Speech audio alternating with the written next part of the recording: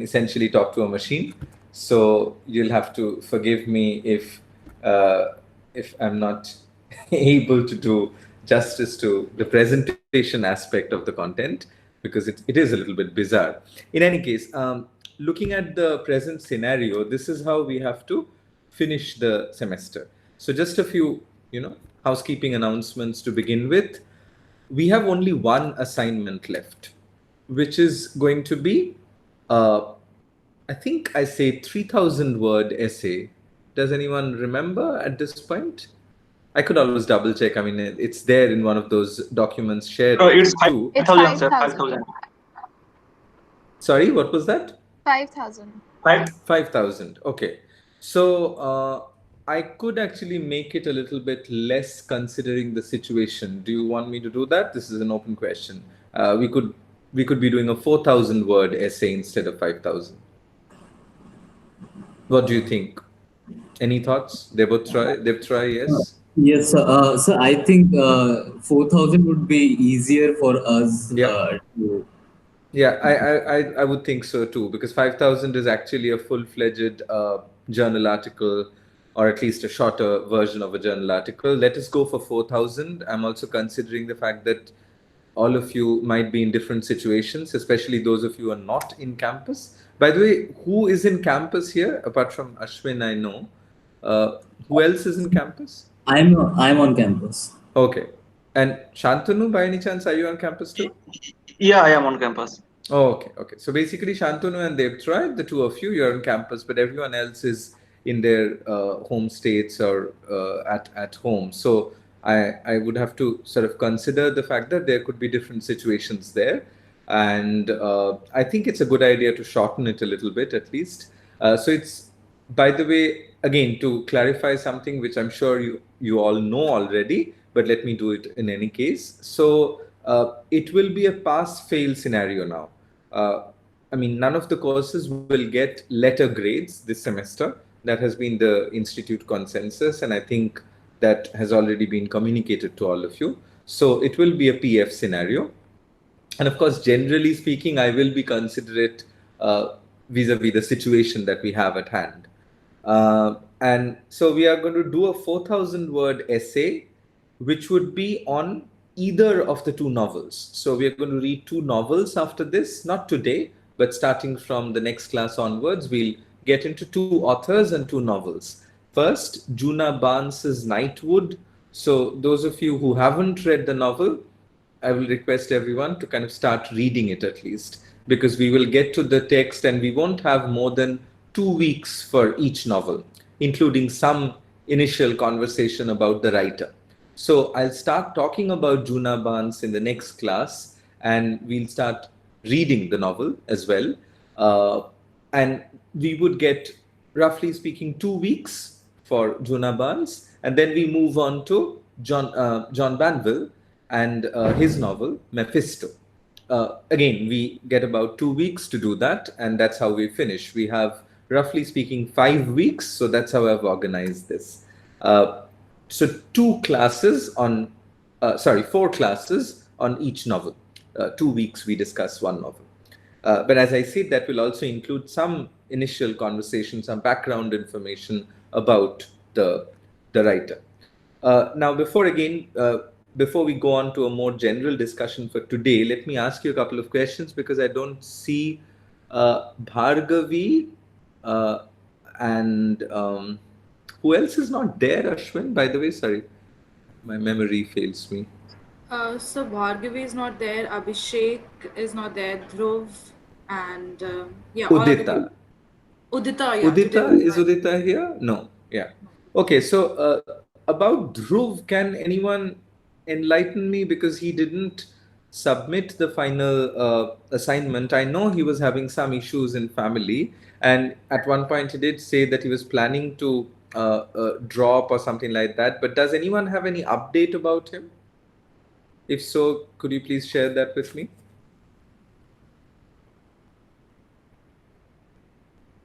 Any updates on Dhruv? Does anyone know how he's doing? Because when we were reaching out to all the students, we did email him, but he did not respond. So there's just a little bit of concern about how he's doing or his family members. Does anyone have any update? So should I write another email to him? I mean, I don't know actually. Yes, if you could, yeah, if you could write just an email to her. Okay, so sir, I think Bhargavi says Rub will join us perhaps. Okay, let's see. Okay. Right.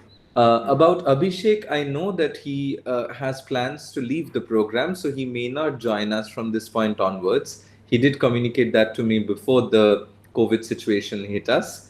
So, and I guess Udita might be joining in or might be having some issues. But Ashwin, it's a general thing, let me tell you. In case they don't join, if you could please just write an email and you could always CC me there. Okay, sure, sir. Okay, just checking with them how they're doing and if they're having technical issues joining in. Sure, sir. Right. Thank you so much, Ashwin. Okay. Right. So before we proceed, does anyone have anything that you guys want to ask me? Any question from your end before we go into the discussion? Anything about the rest of the course? Anything that you want to, any point that you want to raise essentially? This is the time.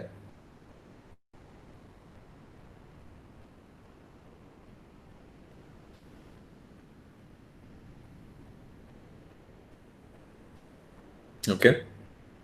So do I take that as no questions? Fine.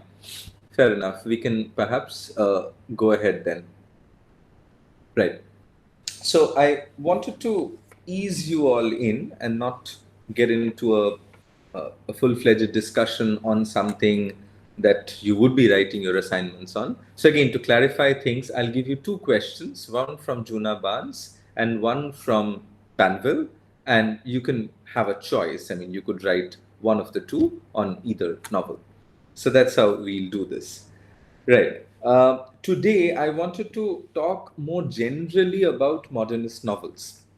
We have had some discussions, but today I will anchor the discussion around this book, which is available in the library, but I don't know how many of you would have access to it. I don't think there is a digital copy of this available. In case there is, I will make it available on the Google Classroom, but I have my doubts whether there's an e-copy available for this book. So this is a series done by Cambridge University Press, and it's called the Value series. So they do these books which are on the value of X, the value of Y, and so on and so forth. So this is Peter Boxall on the value of the novel. The reason I choose this book to discuss and to kind of get into a discussion about the two novels is that not only because it's a relatively recent discussion of the novel form in a fairly accessible language. I mean, it's an academic book, but it's not written in a super technical style. It's quite accessible, and the more important reason, of course, is that this is a defense, in a way, of the novel form. It's a defense of the novel form in the digital era. And if some of you saw the last post I made on Google Classroom, there's a set of discussions it picks up on. So Will Self, who is a contemporary novelist himself, declared the novel dead in a funny article, which was, I think it was called The Novel is Dead, and this time it's real. It came out just before this book, somewhere around 2012 or 13. I'll have to check the exact year. And this book came out in 2015. It's not exactly a riposte to Will Self's article, but it does take that into consideration, especially in its concluding chapter. So the reason I wanted to talk about this 2015 book on the value of the novel is that it, in a way, justifies the presence of the novel form in the digital era from very particular modernist aesthetic vectors. So this will be very clear for anyone who reads the novel that even though Peter Boxall goes back to the beginnings of the English novel, so some of the initial narratives which went on to be eventually called the novel in English were, and these are stories all of you would be familiar with. One is Robinson Crusoe, Daniel Defoe's Robinson Crusoe. and the other is Jonathan Swift's Gulliver's Travels. So these were two narratives that were born before the so-called formalization of the novel form. I mean, novel as a term had not really come into being when Swift's narrative came out or Defoe's narrative came out. And these are, interestingly, both of them in different ways are travel narratives. And if we see, there is an attempt, especially in Jonathan Swift's satirical narrative, to make it the story of someone else.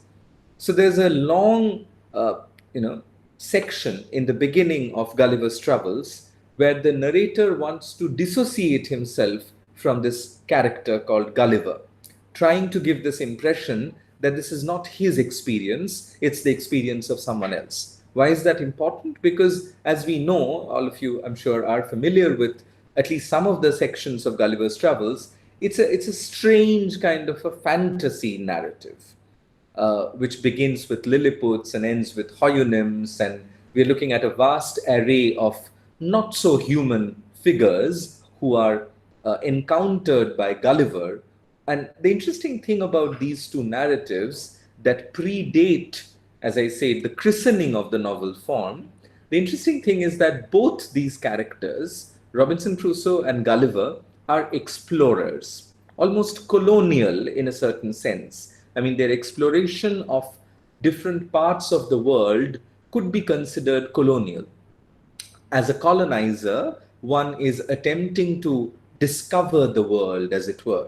And it's a discovery of new nations in both cases, but of course, more so in case of Gulliver's Travels. In Robinson Crusoe, what is interesting is that the so-called colonial explorer is also trying to survive. So it's a vulnerable character. It's not a completely, it's not a character who is in full flow in that sense. It's also a character who is vulnerable, who's trying to survive.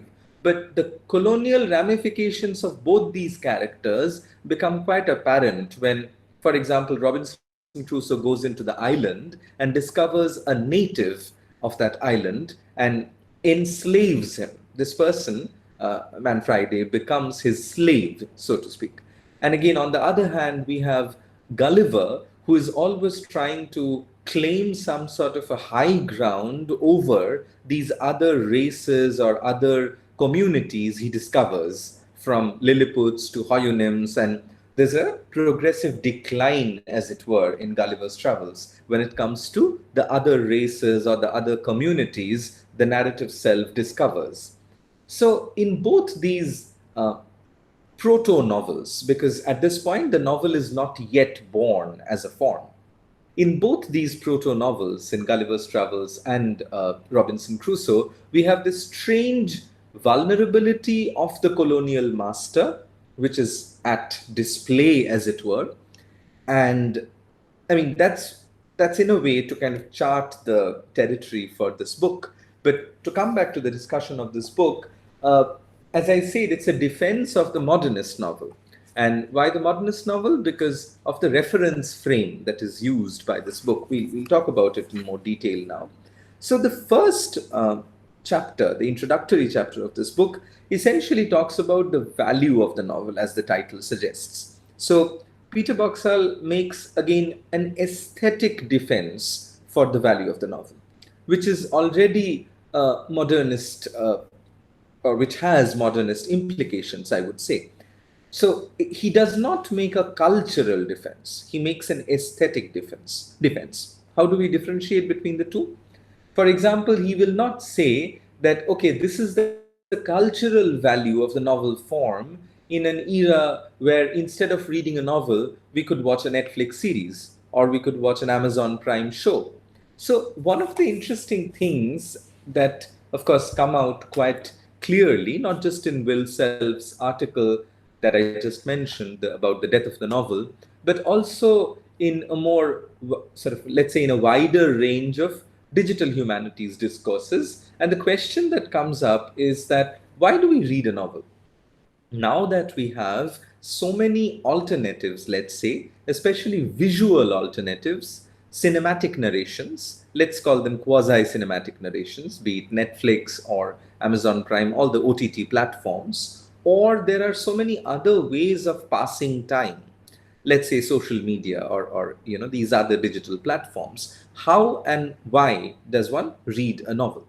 Our attention spans going down is, of course, part of the discussion. Of course, this point holds true for watching as well, because attention span could be a problem for watching, not just for reading. But reading sometimes could be a higher level cognitive activity than watching.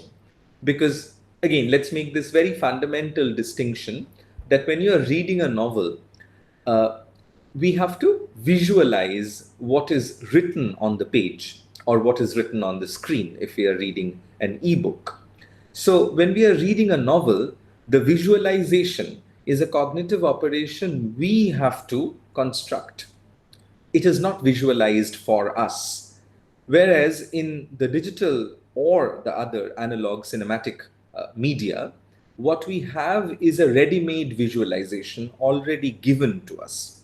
So that makes a little bit of a difference when it comes to the cognitive level of activity. That's why I was saying sometimes you need a higher mindfulness or a higher level of concentration to read a novel than to watch a film or to watch a TV series or an online show, because the visual is already provided. And in this case, you have to construct the visual from the written, because that's how, especially in a narrative context, that's how we make sense of a narrative. We read a page and we try and imagine. The word is not necessarily visualize, the word is imagine. We try and imagine what is going on the page.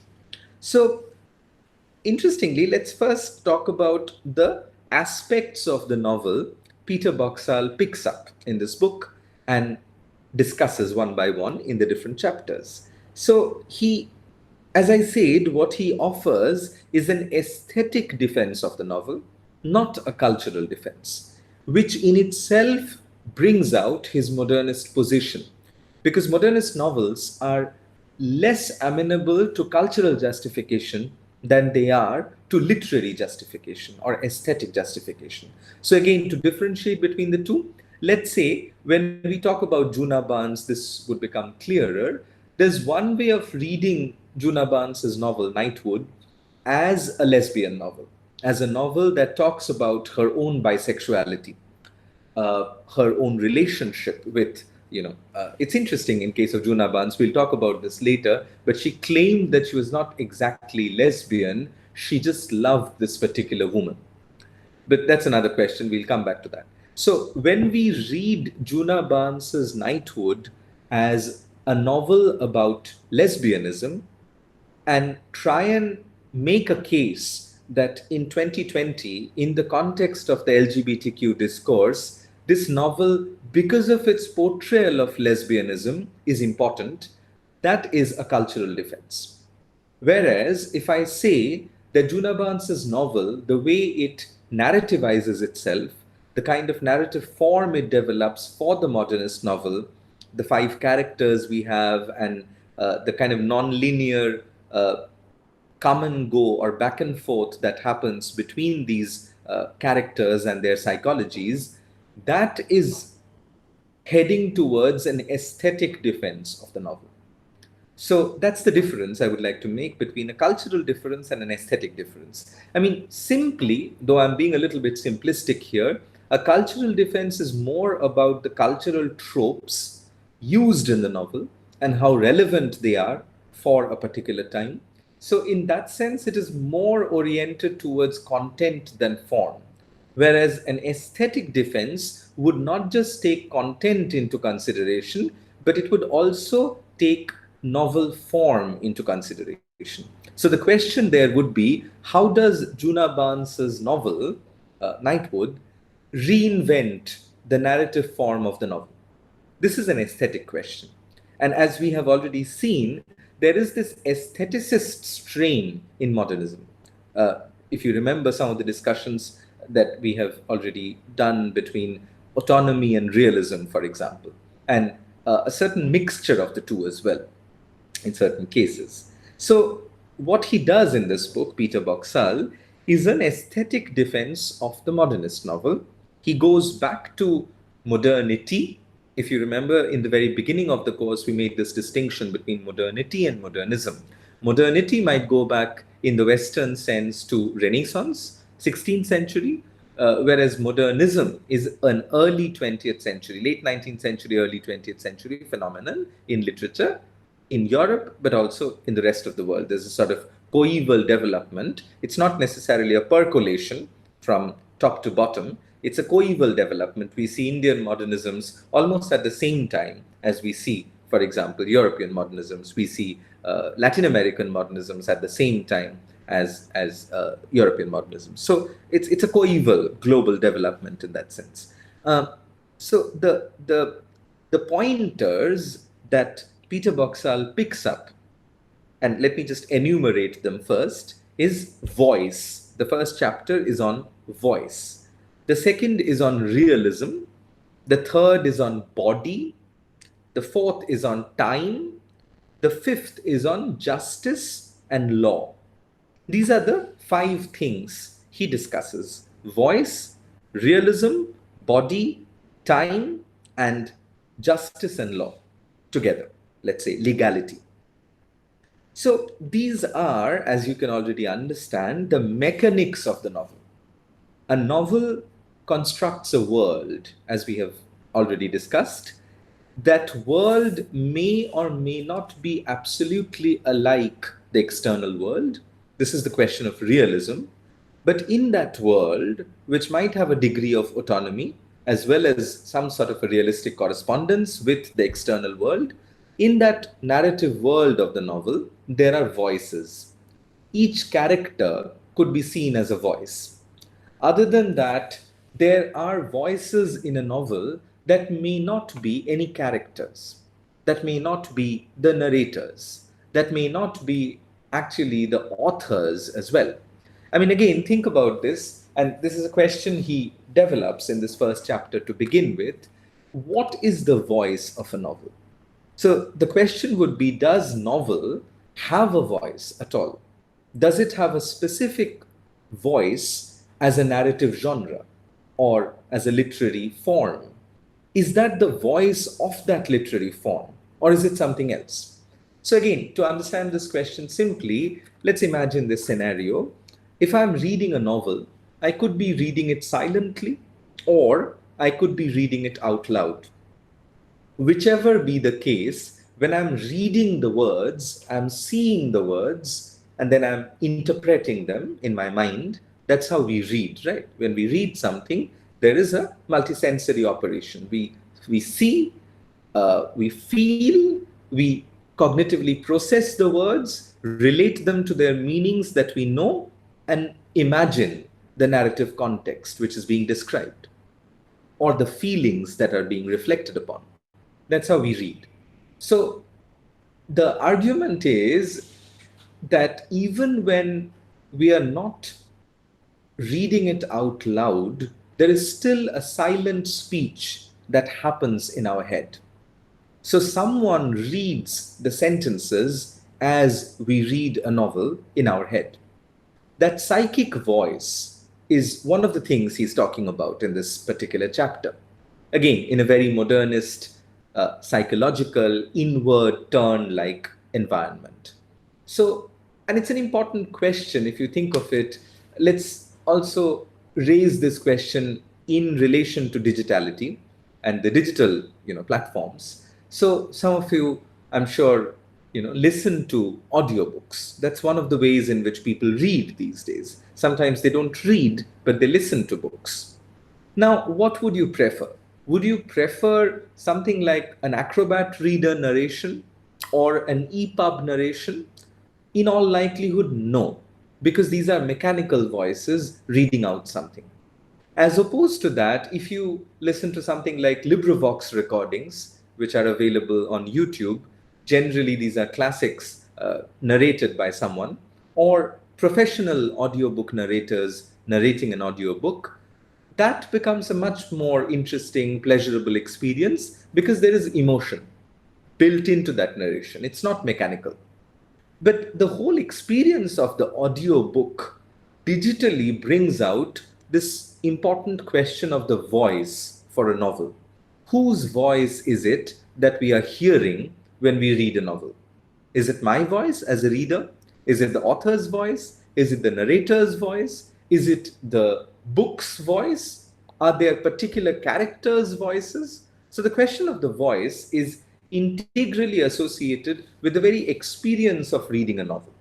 But Peter Boxall's question, as I said, is that, I mean, he wants to consider, or he wants to ask this question at least, whether the novel has a voice of its own, a generic voice, a genre inflected voice of its own. So he asked this question right at the beginning, a voice specific to its form, which is proper to the novel itself. Does the value of the novel emerge in some way from its uncanny capacity to animate voice, to capture the rhythms and modulations not only of the voices of others, but of our own voice as it sounds in our head? So again, I mean, that's the point we were making. Now, this chapter is a slightly counterintuitive reading of two writers who are considered far apart. Charles Dickens, one of the masters of novelistic realism, and Samuel Beckett, again considered the polar opposite, one of the masters of narrative anti-realism. But let me articulate one point clearly because it runs through the book as a thread, and it's an important thread I want to establish because it will help us when we read Juna Barnes and John Banville. Two writers, by the way, in very different time frames. Juna Barnes writes the novel at the heart of high modernism, in the peak of modernism, 1930s, whereas Banville's novel, Banville is often considered more of a postmodernist, and we'll come to these questions later. But Banville's novel is written much later, in the 80s and 90s, and he's a writer from a different era altogether, a contemporary writer. So there's a reason why I've chosen these two novels. This would become clearer as we go. But the point I wanted to establish is that throughout this book, Boxall makes this point very clearly that whether it is the voice or realism or the body of the characters who populate a narrative world, or justice, law, all these are mysterious mechanical notions, which, by the way, are the nuts and bolts of the novelistic universe. These are the nuts and bolts of the novelistic universe. There are voices, there's a world which has its own legality, which has a certain notion of justice. Remember those classical ideas of poetic justice? We'll come back to this chapter, of course, much later. So there are voices, there are bodies, and of course, bodies emanate voices, bodies generate voices in a narrative world. So there are bodies, there is time, there is space associated with time, of course. There are voices, bodies, time and space together in a sense. Realism, which is in a way one of the laws of the world, so to speak. And then there's, of course, justice and law in a political vector of the novel. So these are all nuts and bolts of the novelistic universe. But Boxall's point that runs through the entire book is that all these categories are built upon an essential absence. The voice is built upon an absence. The body is built upon immateriality, not materiality, but immateriality. And again, similarly, legality is built upon some sort of a fiction, some sort of a lie, as it were. So this thread of absence is very important to identify because, again, I would claim that it's a modernist thread to show and to expose the fictionality of fiction. The fact that fiction, and again, think about the word fiction. Fiction is a word that we use as opposed to truth. Fiction could mean lies, just as it could mean literature. So again, I mean, this is not specific just to modernism, of course, because a lot of the critical argument has been that, and again, if you remember the discussion we have made in a previous class about Brian McKell's book, Postmodernist Fictions, where McKell claims that modernist novels are essentially epistemological, whereas postmodernist novels are ontological. Why? Because modernist novels are about a quest for knowledge, but this knowledge always remains incomplete, impossible to attain. On the other hand, postmodernist novels dwell on the very construction of their world. So if I'm writing a novel where I'm each time questioning the very building blocks of the world I'm building, that would be a classic kind of a postmodernist signature in a text. But we can complicate this rather simplistic distinction because the self reflexivity that McHale talks about has always been there at the heart of modernist novel. And what Boxall shows here is that, and this is a very interesting point, it has always been there. And this is where modernism becomes not just a corpus, but a way of reading the whole history of the novel. If you read this book carefully, you would see that Boxall interprets that kind of absence at the very core of not just experimental modernist writers, but also books like Daniel Defoe's Robinson Crusoe or Gulliver's Travels by Jonathan Swift. So his argument is that the whole history of the novel, if we read it from this modernist vantage point of self reflexivity, self declaration of absence, we'll find it from the very beginning of the novel form, which, by the way, begins with modernity. I mean, as we know, the novel begins in, let's say, late 17th, early 18th century with the beginnings of print modernity, with the beginnings of a certain kind of industrial modernity. So the novel form has a historical cultural connection with modernity. Whereas here we are talking about modernism, however, which are different, right? We have discussed this before. So let's come back to this point and let me reiterate this point again. Voice, realism, matter, or body as matter, uh, time, and justice and law. All these building blocks of the novel are essentially established upon a notion of absence. So they're all absent, even though they're made to be present. And this is where fiction acknowledges that it's a lie. So it's like a self acknowledgement. Let's imagine a narrative where the narrative itself is falsifying its truth claims. And we'll see examples of this. So in this chapter, there's a contrapuntal reading of Dickens, the figure of the voice in Dickens, and then the figure of the voice in Beckett. But the point that Boxall is trying to make is that it's not very simplistic. It's not that Dickens is talking about voice as a vehicle of self presence and Beckett is ripping that apart. That would be a more expected line of reading. But what Boxall shows is that the voice cannot establish presence even in Dickens. So it's not just about Beckett being a radical novelistic experimenter, ripping apart the self presence of the voice that was established by a more conventional writer like Dickens. That's where I think Boxall's reading becomes interesting because it's truly contrapuntal. He's not just opposing the two writers, he's also showing a certain kind of permeability, how the two writers can inform each other, how there are these cultural cliches that are developed around Dickens and Beckett, but they can be read against the grain of that cliche. So this is the focal point of the first chapter. I'm not going to go into the details all the time. There are some examples I want to give, but not from this one. But as I said, I mean, the principal argument is voice fails to establish self-presence. Voice becomes a mysterious, spooky, shadowy figure of absence.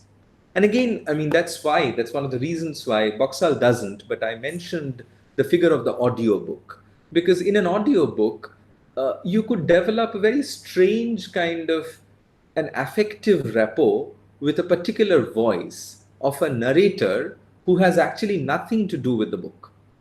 So there are professional audiobook narrators.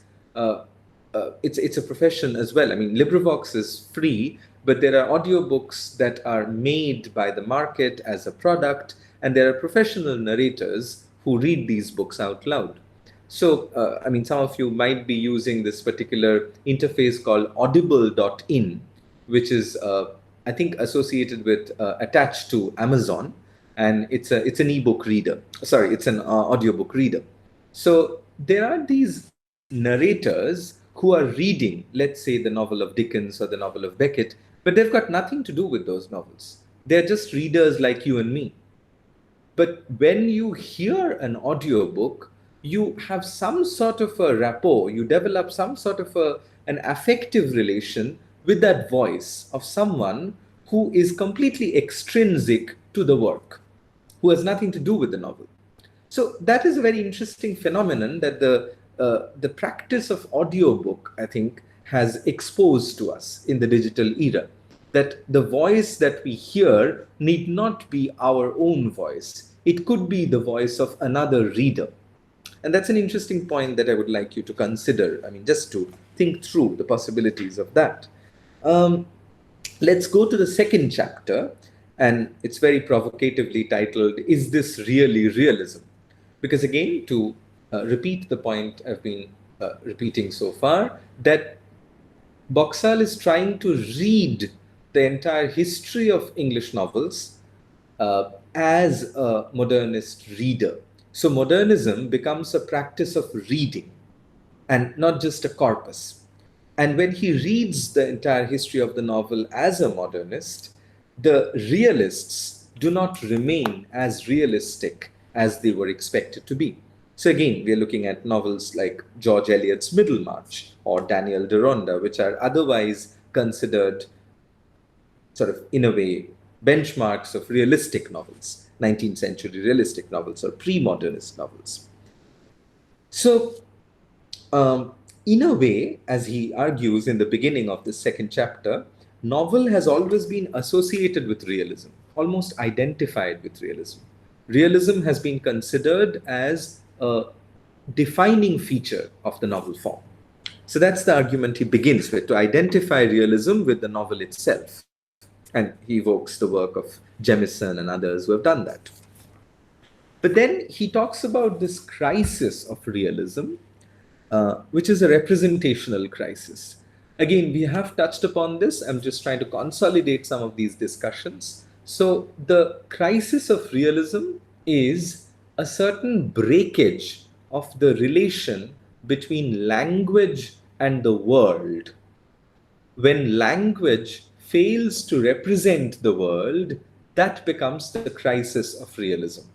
So language is a tool to represent the world, but when language fails to represent the world, that is the crisis of realism. Let's look at one particular moment from Jane Coetzee's Elizabeth Costello, the novel, which is titled Elizabeth Costello, and Boxall references this very interesting passage from that novel. And it's a peculiar novel in any case. It's a novel which uses the form of academic lectures. So again, I mean, Coetzee is a very interesting writer that way, who uses interviews, academic lectures to completely reshape the novelistic form, so to speak. Let me read this passage from Elizabeth Costello by J.M. Coetzee. All that has ended. The word mirror is broken irreparably, it seems. The words on the page will no longer stand up and be counted, each proclaiming, I mean what I mean. A very telling passage where he says that the word mirror has broken irreparably. So the representational function of language has failed, and as a result, we do not have a language that is capable of representing the world anymore. So that's, I think, an important point here to take away: the breaking of the word mirror, the irreparable breaking of the word mirror. So a word does not mean anything. So if language fails, as I say, to reference the world or represent the world, how does novelistic realism take that into consideration? Because this is a point of crisis for realism. His realism is based on this mimetic representation between language and reality. But if that relation uh, gets fractured, if the word mirror breaks, what do we do then? So that's an example of that particular moment. And then he discusses this through Balzac and Flaubert, the French novel. I will again turn to a particular example. So the point that he's trying to make is that realism contains anti-realism in it. Realism contains this crisis in it. And it is from this crisis of realism that it defines itself. So this crisis is not a crisis that is generated at a certain point during modernism or postmodernism. This is a crisis that has always been there in the very descriptive function of language. I mean, again, to put it very simply, I think this is a point I've made earlier. The moment we name something, we kill the possibilities of all other things that that particular thing could be. When I name this coffee mug, I'm killing the other possibilities that this could become a refrigerator. This could be called a bottle. It could be called spectacles. It could be called a book. But the moment I'm specifying that this is a coffee mug, it means it is not anything else. So that function of negation and death is built into language. We kill things as we name them. We erase things as we name them. This erasure is built into the very function of linguistic description or linguistic reference. So realism is always and already in crisis. It doesn't have to generate a crisis at a particular moment, at a particular historical moment. This is the claim he's making. And let me go to a particular reference.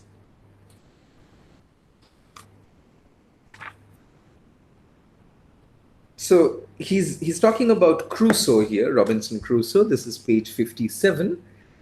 Throughout the novel, the process by which Crusoe shapes rock and wood is balanced against the process by which he applies words to things he sees and by which he attributes meaning to words and things, striving with his customary determination to force things into wordy shapes. So Robinson Crusoe discovers this new world, as it were, in the island. And he's, again, if you think of it, that's the colonial function of language. It names something which has not been named before.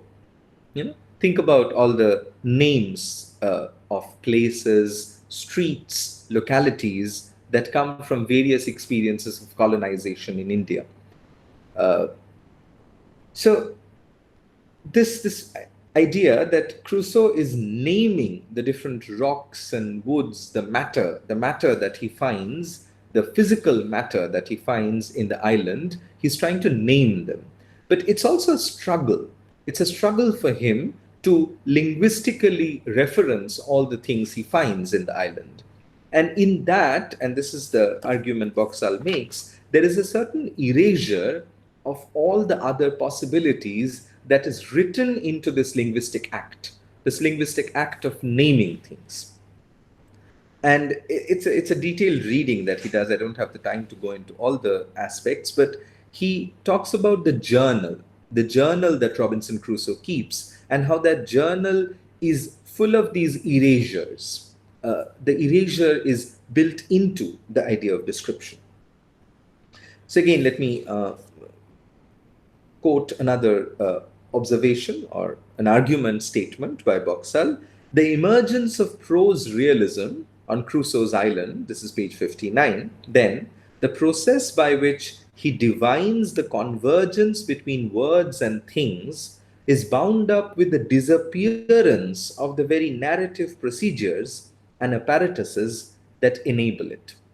So there's a certain play of appearance and disappearance that is going on.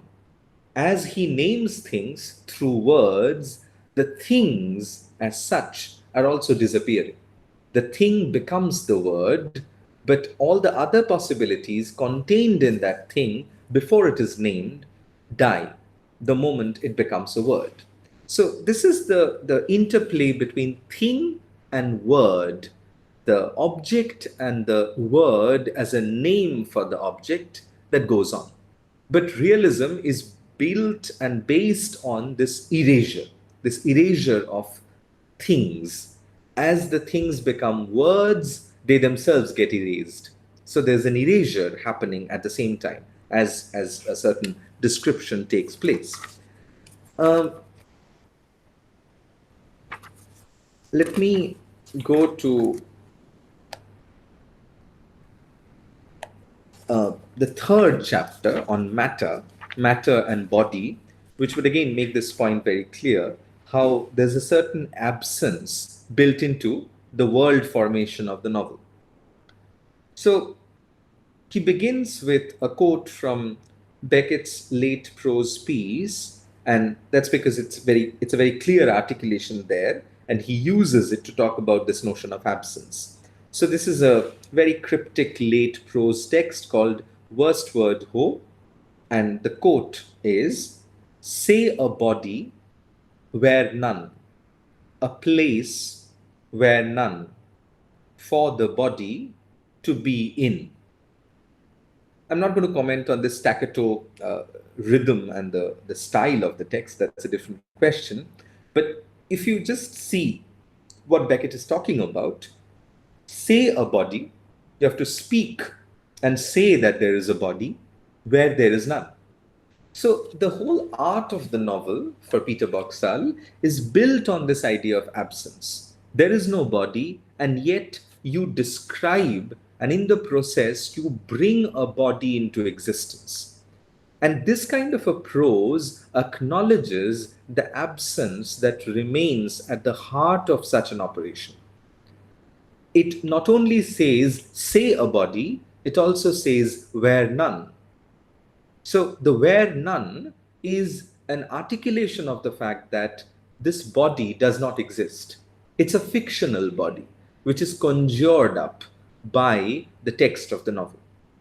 And this is how he talks about the novel body in this particular chapter. He says that the materiality of the novel body is built on an immateriality.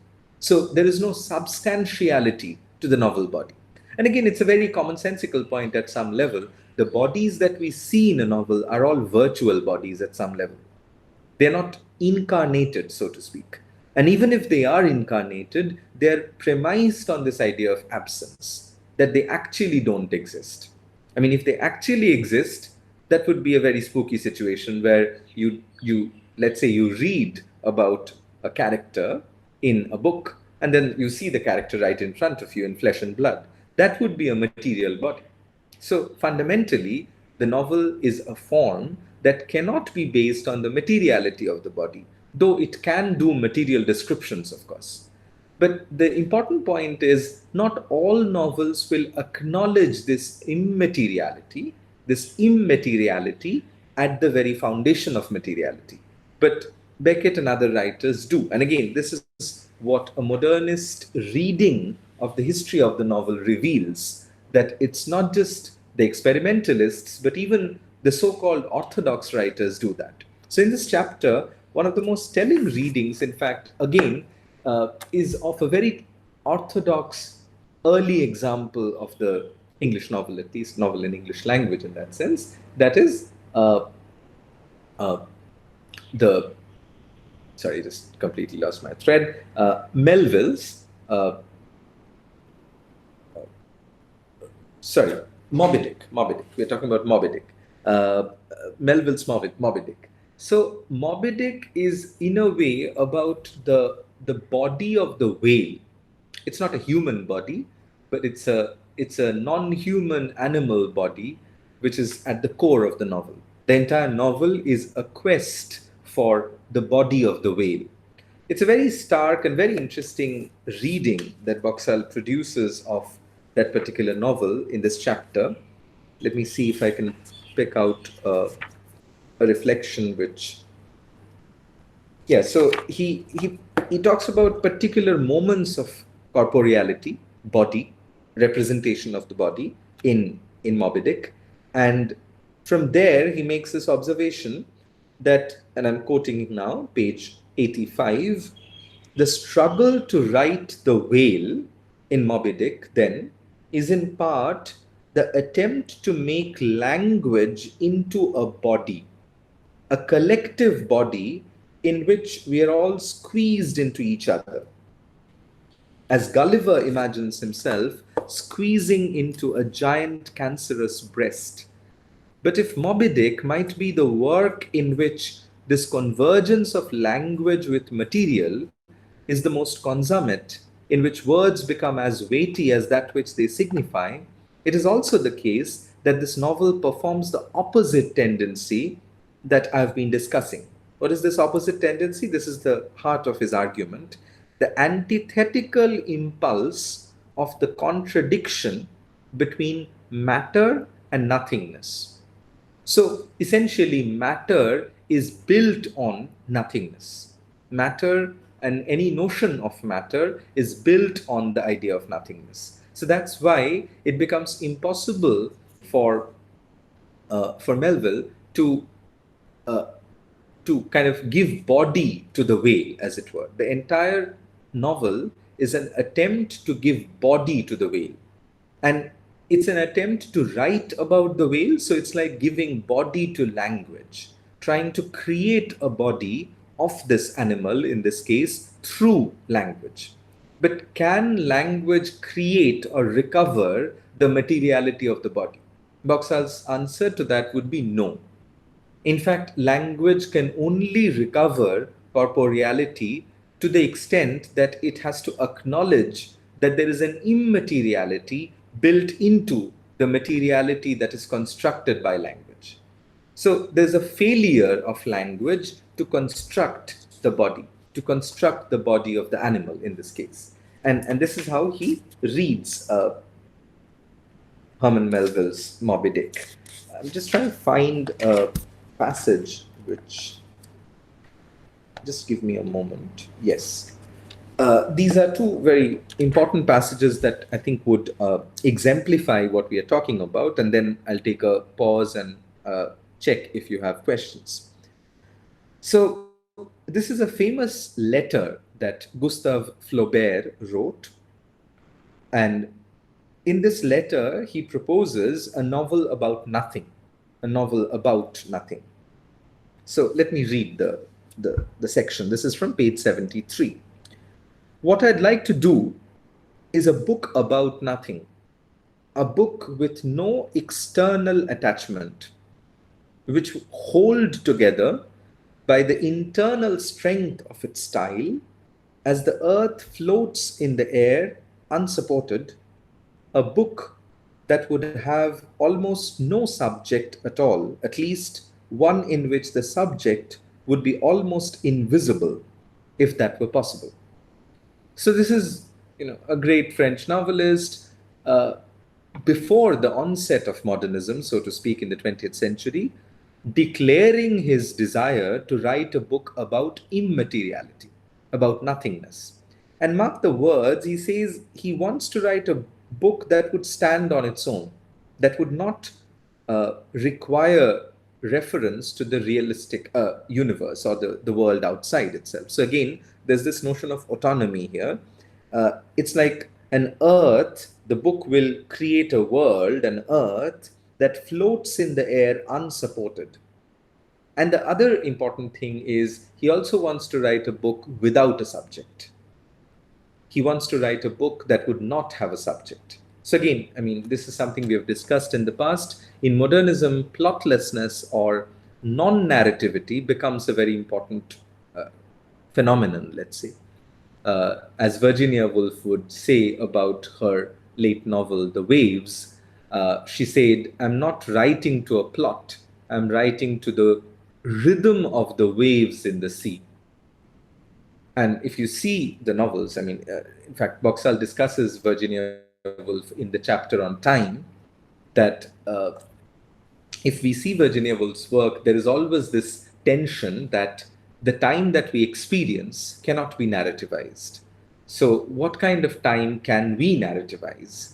And that's one of the problems of realism for Virginia Woolf, because a chronological, realistic narration cannot capture the way we experience time. Our experience of time is something else. In any case, we'll come back to that example later, but let me give you the other example from, again, a more contemporary writer, uh, Tom McCarthy. And at one point, Tom McCarthy in the book Remainder writes this, and Boxall quotes this on page 72. Let's just listen to the description, and I think the point would be fairly self-evident. The glass fell over, and the wine sloshed out across the tablecloth. The tablecloth was white. The wine stained its deep end. The waiter came back over. She was young, with large dark glasses, an Italian woman, large breasts, small. The waiter leant across me as he took the tablecloth away. She took the table away too. There wasn't any table. The truth is, I've been making all this up. Now, this description is not a one of its kind. We have so many descriptions of this kind in the novel where the narrator acknowledges that he's fictionalizing. What he's saying or what she's saying is a lie. It's not the truth. So, see how the narrator does this progressively. It begins with the glass and the tablecloth, and then the white tablecloth, and we see these contradictory descriptions. At one point, it's a he, and then it's a she. At one point, the breasts are large, then they're small. And then at the end, quite dramatically, the narrator says, the waiter didn't just take away the tablecloth, the waiter took away the table itself, because there was no table. And then comes the acknowledgement that I've been making it all up. Again, there's a famous moment in Beckett's novel Molloy, which would explain the same point. In the very beginning of the novel, the narrator says, it is midnight, it is raining. At the end of the novel, we have these sentences, and then I went back into the house and wrote, it was midnight, it was raining, it was not midnight, it was not raining. That's how the novel ends. So, as you can see, that last gesture cancels out the entire narrative. And it cancels out the fact that there is the possibility of any truth claim in the novel. So if you say, if you write a novel that begins with two sentences, it is midnight, it is raining, and if you cancel both at the end by saying that it's just a linguistic act, you said it's midnight, you said it's raining, and then you clarify or acknowledge that it's not midnight and it's not raining. What does that do? It collapses any truth claim that the entire narrative could have made.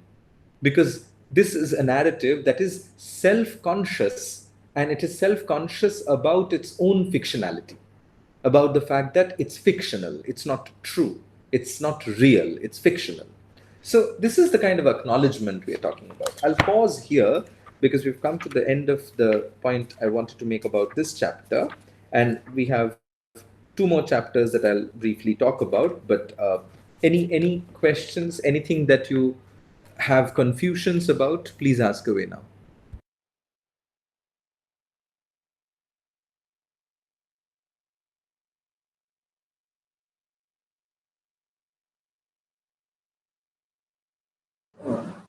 I have a question. Am I audible?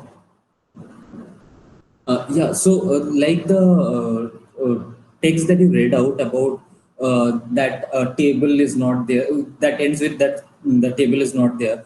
Like, I do not know, somehow it feels to me as if it is so deliberately done in order to bring something new when there is no new content to write about. Is it so? Like, I mean, it just feels a little bit pretentious as a creator.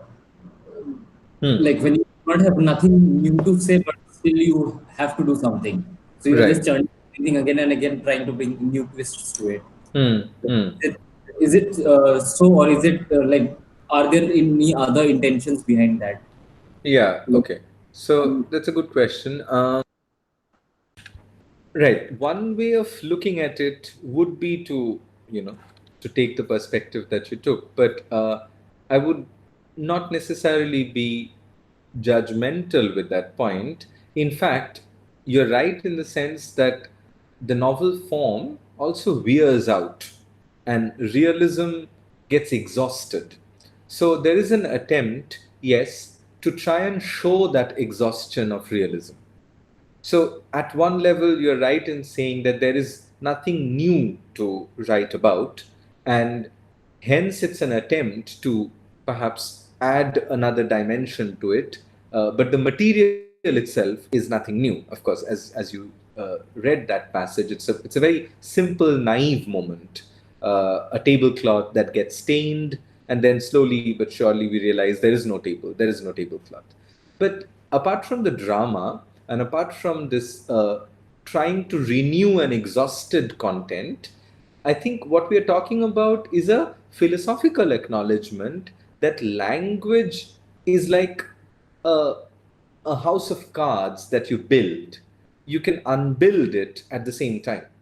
I mean, it's not a particularly reliable house in that sense. Its foundations are not particularly sound. So it's I would say it's more of a philosophical acknowledgement. But of course, if that is the only point a novel is trying to make, you could then become a little more judgmental and say that, well, I mean, there is no new content, and hence you're just trying to be clever. So this criticism of modishness or cleverness, cunning, this has been made to a lot of modernist and postmodernist novel. But I suppose it's a question which can be answered vis-a-vis the entire novel. So, for example, in this novel, Tom McCarthy's Remainder, if the entire novel does not do anything but just this, you're right in that sense, because then it's an attempt to just make something which is stale not so stale anymore. But if the novel is able to do other things beyond just falsifying the realism that we saw in this passage, then it could have a certain claim to let's say being interesting, or being insightful beyond this cleverness or this cunning that we are talking about. So yeah, that's how I would answer the question. Any other comment, question?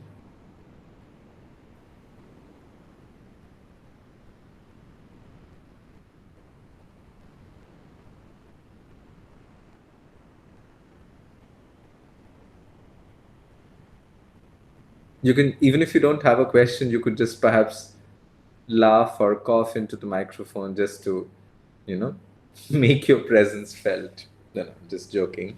I don't want existential evidence for sure. I would rather trust everyone. But it is a bizarre scenario because I can just see your icons or whatever. Some of them are letters, some of them are faces, but it's funny because it's almost like a pure act of faith when you do classes like these, and to a non-believer it doesn't come easy. So it's interesting, yeah. But any other question? Yes, Udita, you've unmuted yourself. Any questions? No, that was just to make sure that I'm present. No, I mean, as I said, I'm not seeking evidence. It's just it's just that it's a perfectly spooky scenario. Yeah. Yes. Yeah, thank you. There's that moment in Waiting for Godot, for those of you who have read it, where at the end, so there are two people waiting for someone who never comes, but they diligently wait. And at the end of the two acts of this play, a little boy comes and declares that Godot will not come, he'll come the day after. The second day, especially, one of the two tramps who are waiting for Godot, he gets aggressive with the boy and he says, okay, so tomorrow you won't come back and tell me that I did not wait and I was not here and I did not wait for Godot. So would you be able to tell us tomorrow that you saw us? So this aggression is very interesting because in the first act, one particular boy appears. In the second act, the boy who appears does not recognize them. And he says that I am the brother of whoever appeared last time.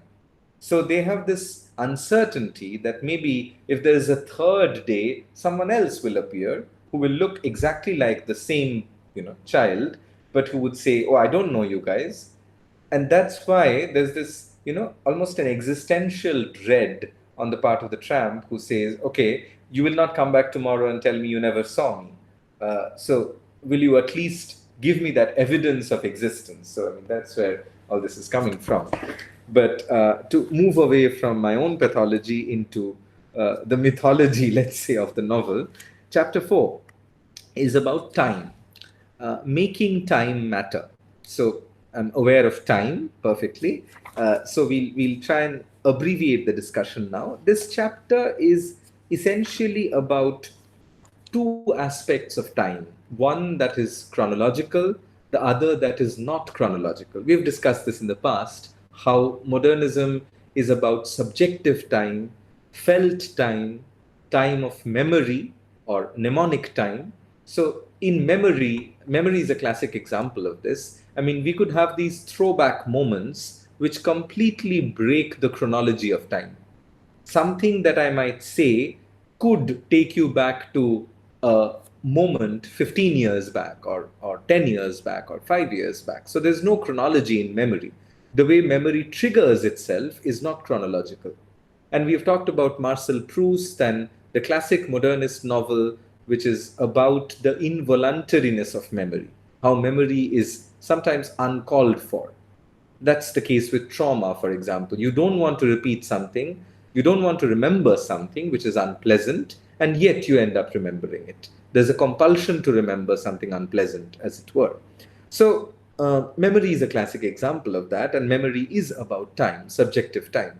So, in this chapter, Boxall again focuses in a way on two classic novel classic examples of novel form. One is A.G. Wells's The Time Machine, and the other is, again, a more modernist kind of a novel, Mrs. Dalloway, by Virginia Woolf.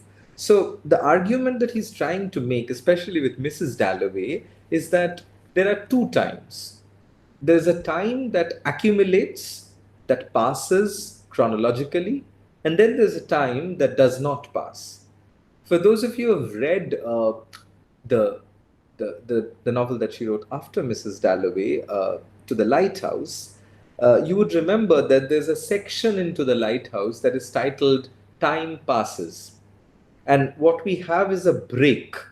So that section signals the fact that there is a temporal break in the narrative. And after that, we are looking at some other time that, happens. I'm not entirely sure about the exact number of years, but there's at least a 10 to 12 years, maybe even 15 years break in that section. Time passes, and we see a different moment in the life of the Ramsay family. So Virginia Woolf, if you remember some of our initial discussions, she's always been interested in time as it is, time as it happens. If you remember that atomic metaphor she uses to talk about how consciousness prints itself on time. So consciousness does not necessarily follow a chronology. It follows a random order in which the atoms fall into the mind, as she says in the essay on modern fiction. So in this chapter, Boxall talks about these two ideas of time: a time that accumulates, that passes, and a time that does not pass, that cannot accumulate. And Mrs. Dalloway is a wonderful novel to illustrate this, because it begins on a very chronological note. It's Clarissa Dalloway's birthday, and she is feeling a little bit alone on her birthday. She wants to throw a party. She goes to the flower shop to gift herself flowers for her birthday. So, and the entire novel is about one particular day, which is true of another famous modernist novel, Ulysses. These are novels that talk about the happenings of one single day.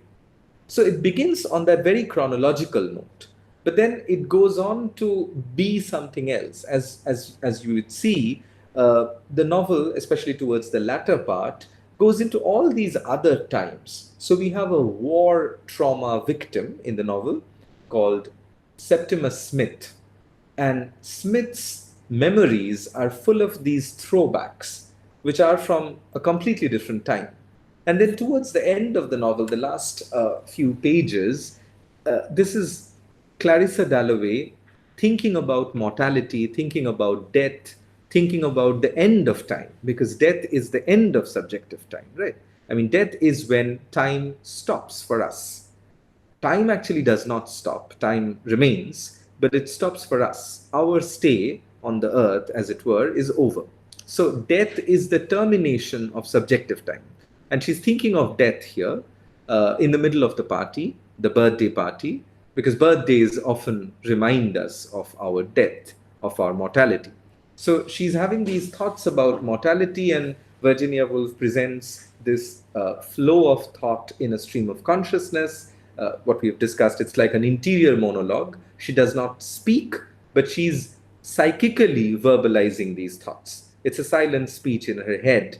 What we are reading is an interior monologue, or a monologue that happens in her mind.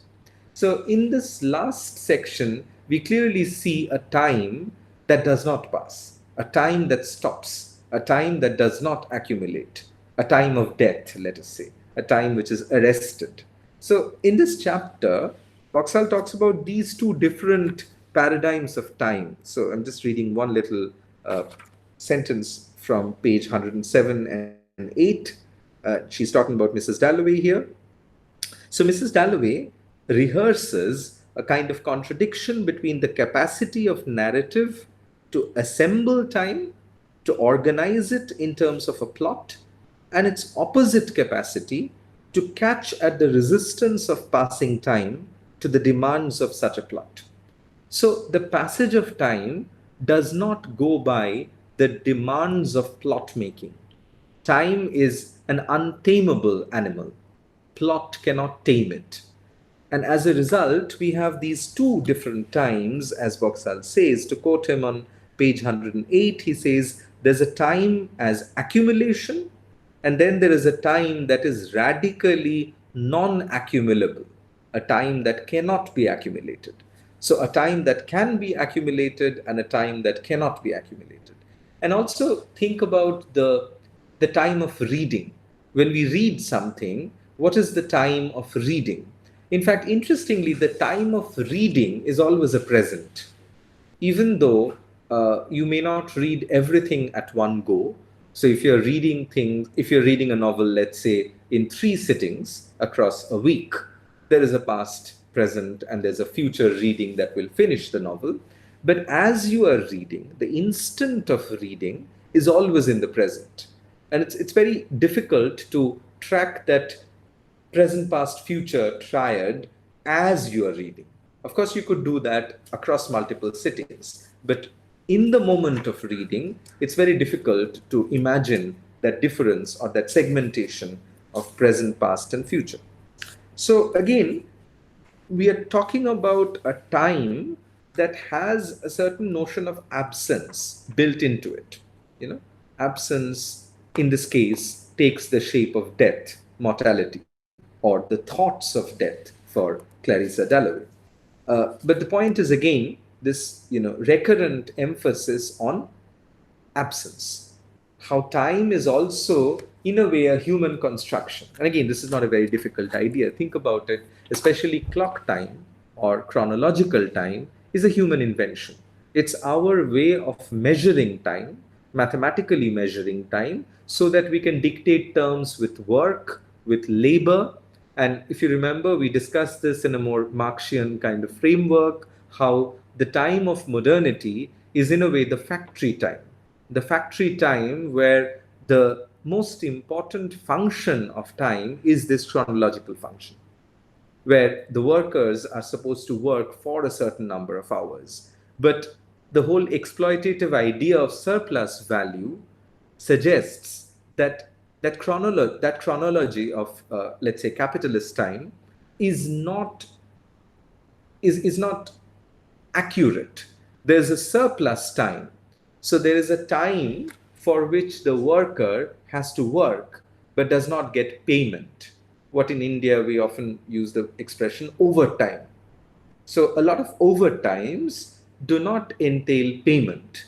And overtime is a very peculiar expression as well. As it were, there's a sort of an upsurge of time, let's imagine time as this, let's say, a water that is spilling over from a glass. So it's that kind of an excess or surplus time, a time where you are laboring, but a time for which you will not get your money.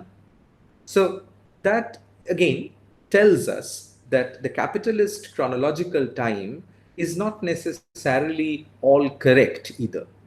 So one of the very interesting things that happened during the Paris Commune, the revolutions that led to the Paris Commune or the Paris Commune, the young revolutionaries had actually destroyed all the public clock towers, and they had actually stopped the time.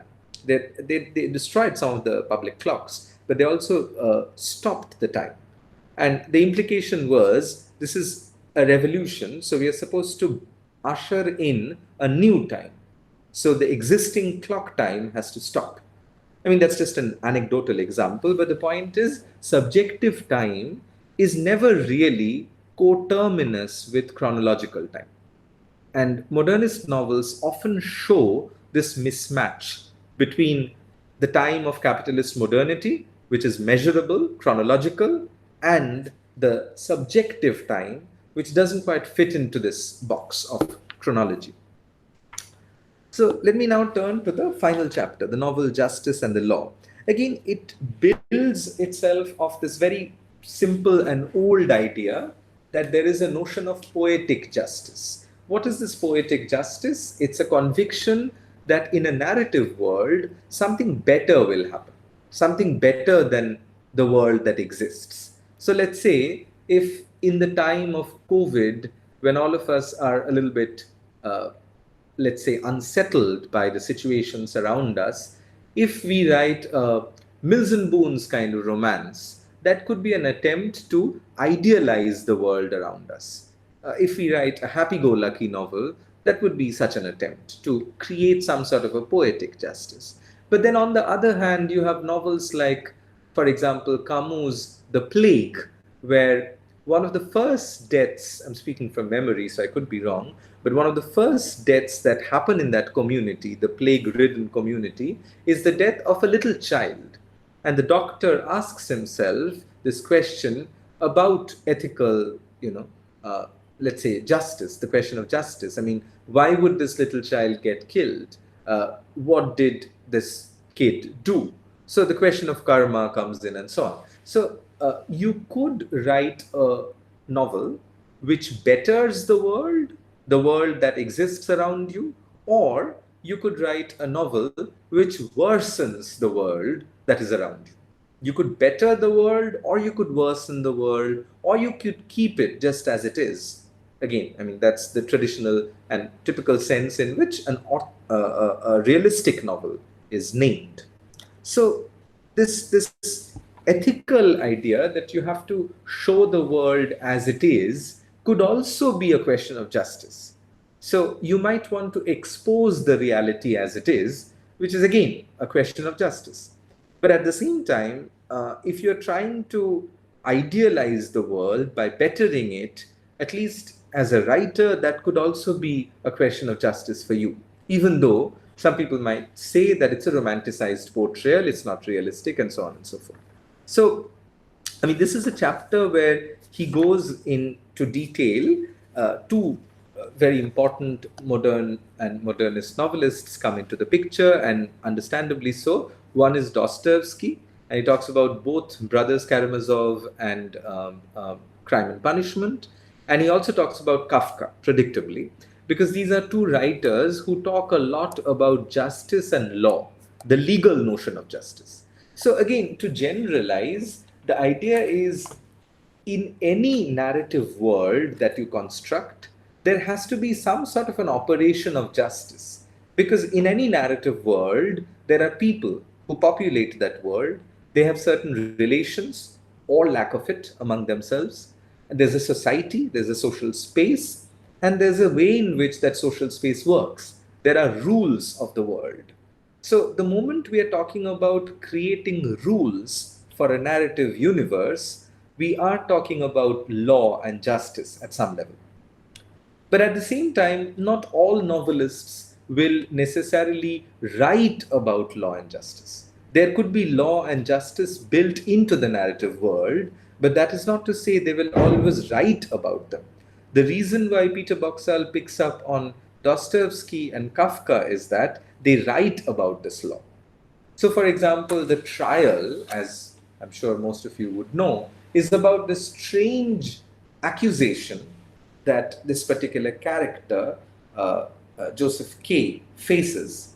The very first sentence of the novel is about this strange accusation that he faces. By the end of the novel, we still don't know what this accusation is, but he's arrested one fine morning and there's some rumor that people are spreading about him, and he gets arrested and he is put on trial.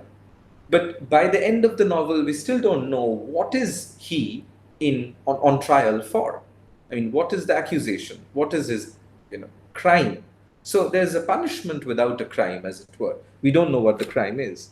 And again, there are various ways in which this has been explained. One of them being that it's language. Language is the domain of law, and language has a certain punitive aspect to it. So, the very fact that Joseph K. is a speaking subject, he uses language, makes him on trial, puts him on trial. So, language puts the speaker on trial. That has been one philosophical reading of this particular novel. But then there are, I mean, for example, The Castle is another book where we have Joseph K., who finds himself in this unknown castle all of a sudden.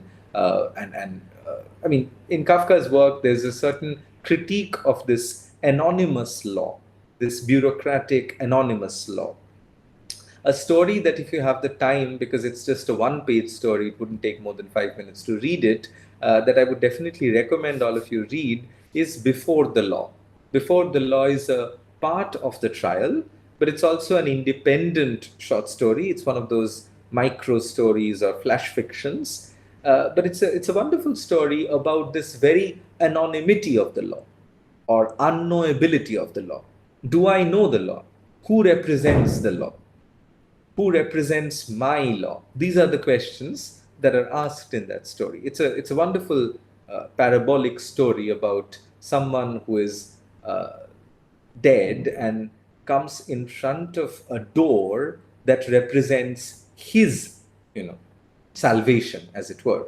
And there's a doorkeeper there, there's a janitor, and his relation with the one who mans the door of his law is what the story is all about. And I wouldn't reveal the most interesting insight in the story, but we could discuss this later if we have the time. So the reason why Peter Boxall talks about law, as I said, is law is one of those founding principles in any narrative world. It's like the rule of the game.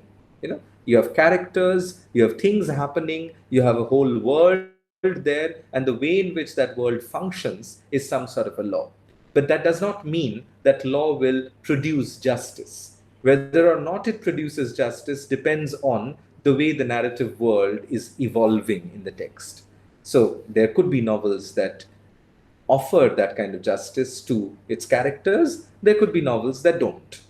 And that's again one of the ways in which we think about the ethics of the writer or the ethics of the novel.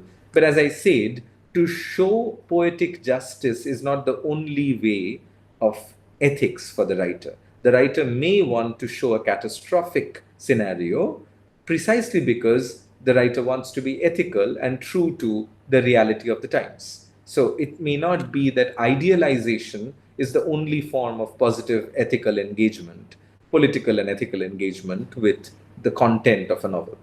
So let me wrap it up now. In Peter Boxall, we have seen a certain survey of these nuts and bolts of the narrative universe: voice, realism, body, law, and justice. These are the operative things he has studied. And time as well. Sorry, I missed out on time.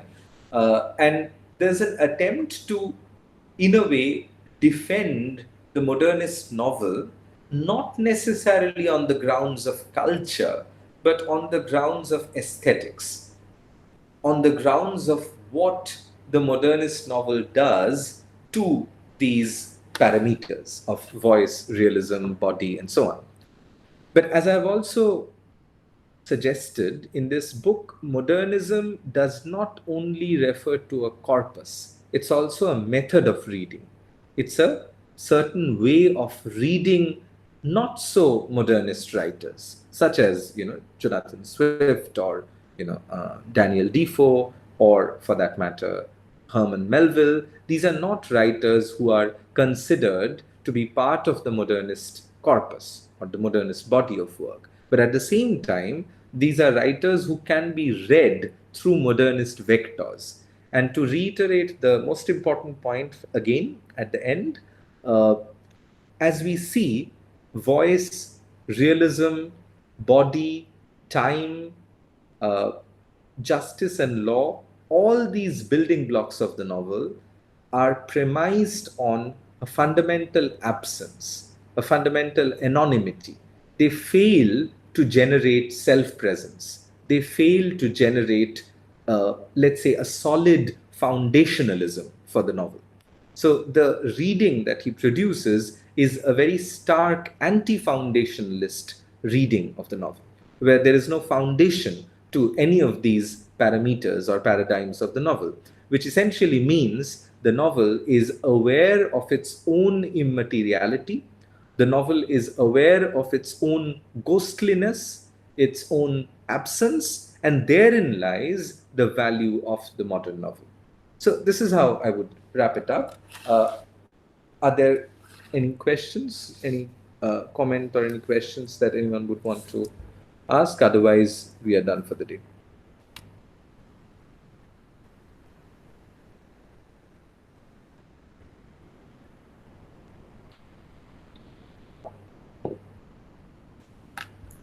Okay, it looks like there is no question at this point. So,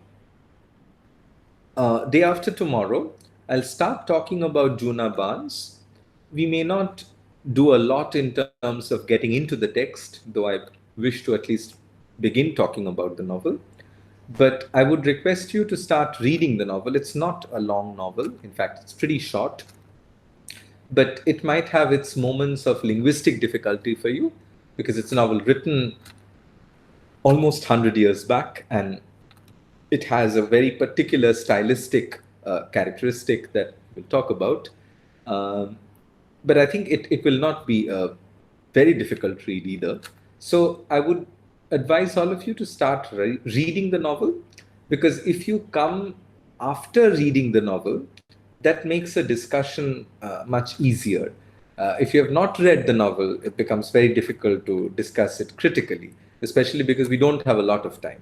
So I'll introduce her in the next class, and that will give some time for you to read the novel. So by the time we start getting into the heart of the novel next week, I would expect you to have read the novel. You'd have, about 5 or 6 days in the latter half of this week to finish reading the novel, or at least read half of it, so that we can discuss it in a more informed way from next week onwards. But day after tomorrow, I'll talk more generally about Juna Barnes and the kind of writer she is, and situate her in the modernist canon, so to speak. Right. So, unless there are any questions, we'll call it a day. Thank you so much for joining in like this. And Ashwin, if you could please, just the way you've been doing, if you could please upload the video for those who couldn't join. And I guess now that we know, so Dhruv didn't join, right? I'm Yes, looking sir. at I can yeah. email him. Yeah, CC. if you could please email him just to check with him, because if it's about dropping the course, I think he needs to do that at some point, because there is a deadline for that as well, right? And if anyone else know in any case about Dhruv's well-being, I would like to know that irrespective of whether he drops the course or not. So yeah, fine. So okay. let's call it a day, and we meet on Wednesday at 5. That's right, Ashwin, right? Yes, sir. Yes, sir. Yeah. So I'll if share you the could, link. yeah, you could share the link tomorrow maybe because it's day after tomorrow. Yeah. Yeah, no problem. Okay. Okay. Thank you so much, Ashwin, and thank you so much for joining in, all of you. Hopefully, you'll be fine and safe by the time we meet again. It's so weird that we have to use the word safe so many times these days, but then yeah, I mean, such is the scenario. Okay. Bye bye.